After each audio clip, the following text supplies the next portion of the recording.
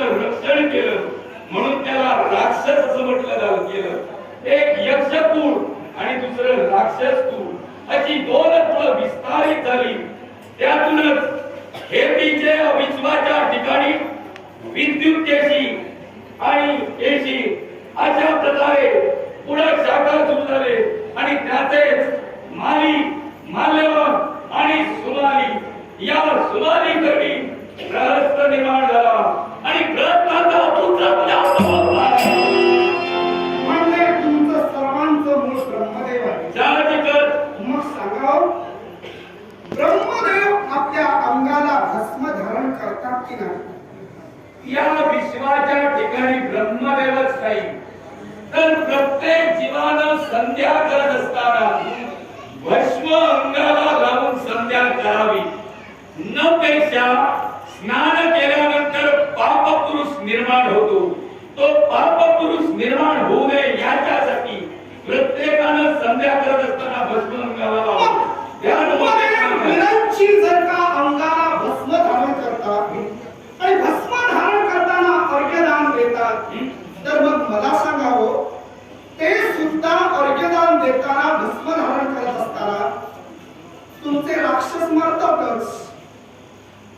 जर ब्रह्मास्त्र अर्घ्यदानाला निर्माण होत असतील आणि राक्षसांना संपत असतील तर ब्रह्मदेव सुद्धा अर्घ्यदान करताना ब्रह्मास्त्र निर्माण होतात आणि राक्षसांचा मृत्यू होतो. मग हा जाप मला विचारायला आला, हा जर ब्रह्मदेवांना विचारायला गेला असतात तर तुमच्या कुळाच्या कुलपुरुषाला विचारायचं भाग्य मिळालं असतं. भाग्य ते मला नकोय, कारण अर्घ्य ज्याला दिलं जातं आणि अर्घ्य जो स्वीकारतो तो सूर्यदेव आहे.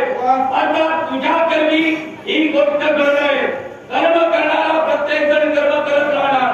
त्या कर्मानुसार त्याला त्रास होतोय हे तुला कळलं पाहिजे. अर्थात या विश्वाच्या ठिकाणी आम्ही देवतांना सहाय्य करणारे होतो. हेती प्रयती यांची पत्नी गंधर्व कन्या होती. सुमाली, माली, माल्यवान यांच्या बाबतीत सुद्धा गंधर्व कन्या. मग यांच्या बाबतीत देवेंद्रानं कपट करून त्यांचा शेवट करण्यासाठी लढण्याचा प्रयत्न का केला? अर्थात आमचं वर्चस्व तुम्हाला देवतांना नको. हे दानवांची संघर्ष देवतांचा असताना या हेती प्रयतीनं सहाय्य केलं, विद्युत केशीनं सहाय्य केलं, माली माल्यवानानं सहाय्य केलं. असं असताना सुद्धा तुम्ही त्यांच्या बाबतीत जर पापाचरण करत असाल मला तुमचं अस्तित्व मान्य नाही. हे किंवा सहकार्य केलं, हे सहकार्य काही काळासाठी सीमित होतं.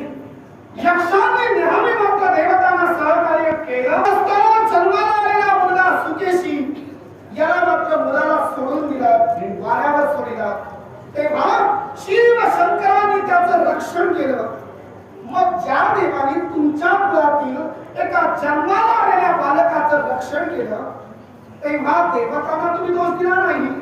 तेव्हा देवतांना दोष न देता तुमच्या कुळातील कुलपुरुषांनी तुमच्या केवळ सुकेशीच्या बाबतीत विद्युत केशीला विचारणा करायला हवी होती.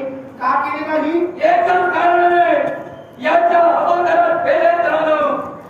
या विभावर या राक्षसांचं यक्षांचं अस्तित्व होतं.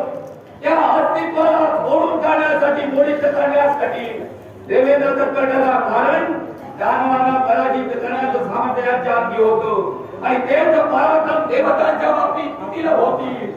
या कारणास्तव अस्तित्वापासून दूर केलं आणि जनस्थानाच्या ठिकाणी ज्याला स्थित राहण्यासाठी मनामनात भटकणं, क्रमप्राप्त होऊ लागलं. प्रत्येक जण आपला असताना घटक आणि पौष वाढावा याच्यासाठी भोगळेपणानं जगत होते. शिवशंकरानं केलं काही उपकार केलं नाही. ज्याची तो भक्ती करतो त्याचं तो रक्षण करतो. आता त्या विश्वाच्या ठिकाणी देवता रक्षण करणारे आहे, ते मार्ग दाखवणारे. मग तू आमचं रक्षण कर आणि ते सहकार्य तू आजपासून सुरू कर. शक्य नाही. संध्या वंदन हे सूर्यानं तयार केलेलं शास्त्र नव्हे. हे या विश्वाच्या ठिकाणी अपौरुष ज्याला म्हटलं जातं ते वेद आहे आणि या वेदाने भस्म धारण विधी आणि संध्या वंदन हे शिष्टाचारानं दिलेलं आहे. तेव्हा बंदी घालणारा मी कोण? हा सूर्य जर संपला असेल तर कुणीतरी देवता या विश्वात दुसरा सूर्य निर्माण करतील. पण वेदा